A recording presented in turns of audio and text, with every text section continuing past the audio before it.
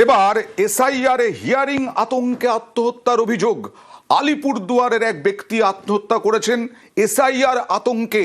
SIR এর hearing আতঙ্কে ঘর থেকে ঝুলন্ত দেহ উদ্ধার, এরকমটাই পরিবারের দাবি। কথা বলবো প্রতিনিধি রাজকুমারের সঙ্গে। কথা বলবো। রাজকুমার, কি হয়েছে ঘটনাটা, পরিবার কি দাবি করছে?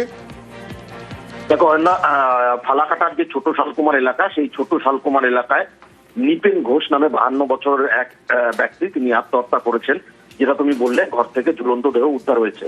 তার পরিবার এবং তার যে স্ত্রী, তাদের দাবি যে 2002 সনে এই নিপেন ঘোষের নাম ছিল না, এমনকি তার বাবা মার নামও ছিল না। সেই কারণে তিনি আতঙ্কিত ছিলেন। এবং শুধু তাই নয়, শুনানির নোটিশ তার বাড়িতে এসেছিল। আগামীকাল অর্থাৎ মঙ্গলবার ফালাকাটা বিডিও অফিসে তার শুনানির কথা ছিল। কিন্তু শুনানির নোটিশ পাওয়ার পর থেকে তিনি আতঙ্কিত হয়ে পড়েন, খাওয়া দাওয়া ছেড়ে দেন এবং অবশেষে সেই অবস্থাতেই কিন্তু সেই আতঙ্কেই কিন্তু তিনি আত্মহত্যা করেছেন বলে তার পরিবার এবং দাবি করেছে।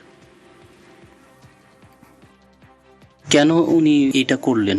2002-এ ভোট নাই দেখা, নাম দিয়ে ভয় নাই দেখা, ওই মানে এসআইআর এর নোটিশ পেয়েছিল, নোটিশ আসছিল, ওই নোটিশ পাইয়া এরকম কাজ করছে, আত্মহত্যা করলেন। ওনাকে অনেক বুঝাইতেছে, পাড়ার লোকে বুঝাইতেছে, আমিও বুঝাইতেছি। খাওয়া খাদ্য খাইতো না, ঝুম ধরে বসে থাকতো, কোনো ব্যবসায় যাইতো না। ওই যে এসআই হলো না 2002-এ, তো ওনার নাম নাই লিস্টে। তারপরে যখন ফর্ম টর্ম আসলো, জমা দিছে। জমা দেওয়ার পরে ওগুলো তো হয় নাই, আবার তোমার ওই নোটিশ পাঠাইছে বিডিও অফিস থেকে। নোটিশ যখন পাঠাইছে তখন উনি আতঙ্ক হয়ে গেছে। আমরা বললাম যে কিচ্ছু নাই, তোমার ভয়ের কোনো কারণই নেই, ওই টেনশনেই ফাঁসি দিয়ে ফেলেছে। আর এই এসআইআর আতঙ্কে মৃত্যু দিন দিন বাড়ছে। তৃণমূল বলছে অমানবিক কমিশন। আর এরই মধ্যে শুভেন্দু অধিকারীর নয়া ব্যাখ্যা জানিয়ে হাওয়া গরম। রাজনৈতিক হ্যাংলার দল এবার করছে এসআইআর। এত মানুষের মৃত্যু, এখনো পর্যন্ত 58 থেকে 60 জন মানুষ মারা গেছে।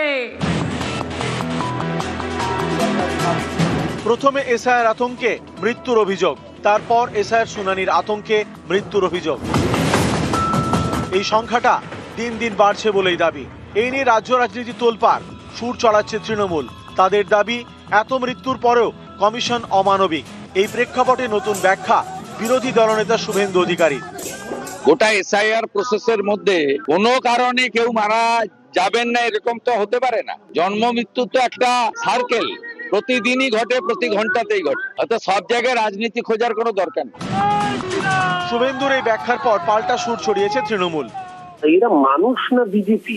মানুষ হলে তো এই ধরনের মন্তব্য করা যায় না। 85 বছরের কাছাকাছি বয়স, তাকে কেন হাজিরা দিয়ে প্রমাণ করতে হবে তিনি রোহিঙ্গা মুসলমান নন, তিনি ভারতীয় নাগরিক? সেখানে গিয়ে তার মৃত্যু হচ্ছে, আর এই লিডার অফ অপোজিশন এরা বলছে এটা ন্যাচারাল, এ তো হতেই পারে। আগামী দিন বাংলায় হিন্দু পরিবারে কোনো সন্তান জন্মালে মা বাবা তার নাম শুভেন্দু রাখবে না। কয়েক মাস পরেই বিধানসভা ভোট, তার আগে এসআইআর নিয়ে এই রাজ্যে হাওয়া গরম।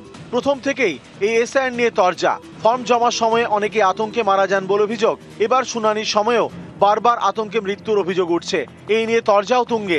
এরই মাঝে মৃত্যু নিয়ে শুভেন্দুর নয়া ব্যাখ্যা, যা ঘিরে নতুন করে হাওয়া গরম।